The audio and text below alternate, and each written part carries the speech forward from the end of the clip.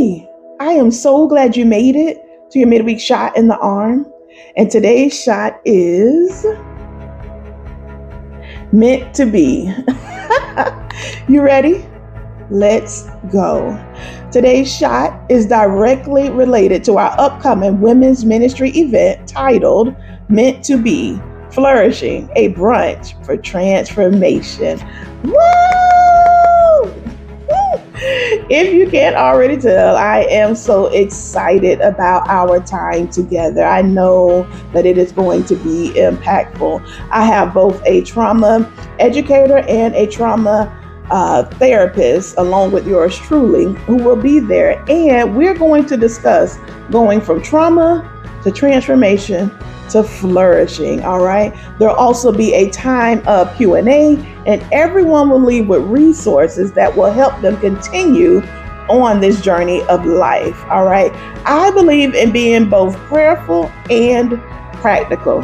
So although this event is already sold out, I strongly encourage you, the next time Meant to Be Women's Ministry is doing something, sign up, become a part, because listen, when we get together, our time together is God-centered, all right? But there is laughter, there is food, and there is community, reminding you that you are not alone. So let's dive in, all right? Meant to be, simply put, means predetermined to happen, all right? And if you've been with me any length of time, you already know we are headed straight to our instruction manual. And today's instructions come out of the book of John, chapter 15, verse 16, English Standard Version, and it reads, "You did not choose me, but I chose you and appointed you, that you should go and bear fruit, and that your fruit should abide, so that whatever you ask the Father in my name, he may give it to you." Amen.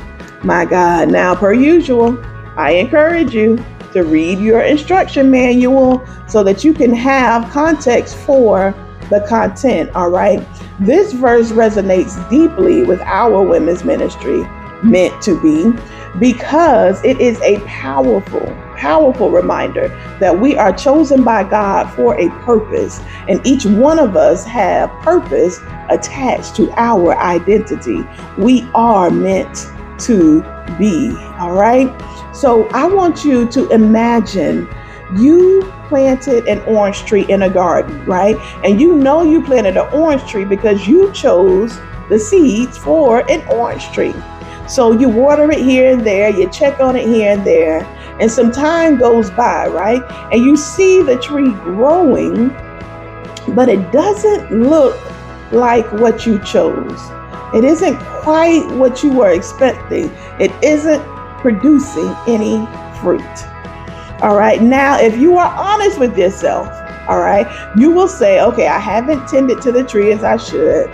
I didn't make sure the soil was right. I didn't have a routine for watering it, and I didn't protect it in the winter months, right?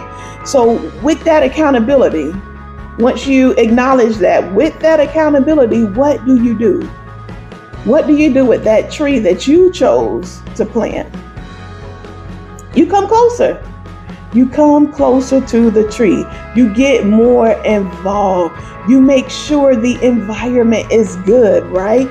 You make sure that it is getting the necessary sunlight. You make sure it's getting the water that it's needed. And before long, before you know it, you start to see fruit of your chosen tree, because you came closer and you paid more attention and you did what was needed to produce fruit.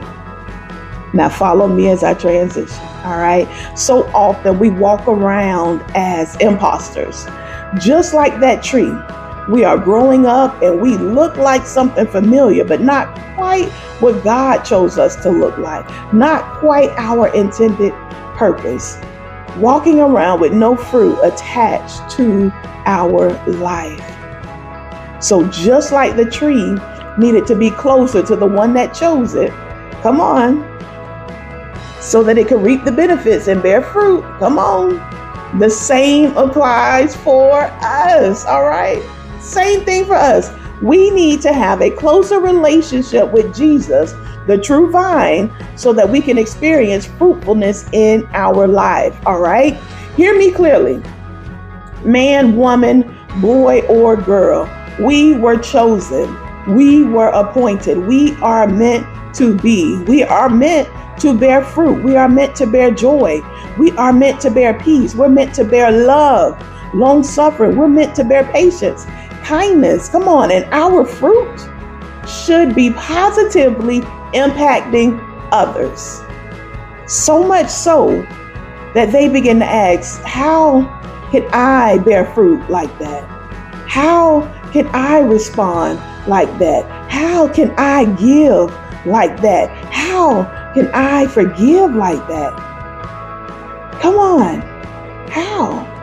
And guess what that does? That opens up an opportunity for you to evangelize. Come on, and let them know that fruitfulness only comes when you are connected to the true vine. And there is only one way to the Father, and that is through His Son. Come on, and when we do that, when we are saved, and we begin to nourish that relationship, it allows us to bear fruit. Come on. Come on, hear me clearly. There is only one way to the Father, and that is through His Son. And when we nourish that relationship, we become so attached to the vine that we begin to bear the fruit of the vine. My God, it's our identity. We were chosen, we were appointed, and we should be bearing fruit. If you are not bearing fruit, if you can't see any fruit in your life, might I ask you, who are you connected to? What source are you connected to? What's in your environment? What kind of light is shining on you? Our relationship with Christ has to be the most important relationship so that we can bear the fruit that He's already chosen for us. Selah. My God, listen, thank you for joining me today. I had to calm down. But if you found value in our conversation, please like and share so that we can inspire others with the message of hope. Until next time.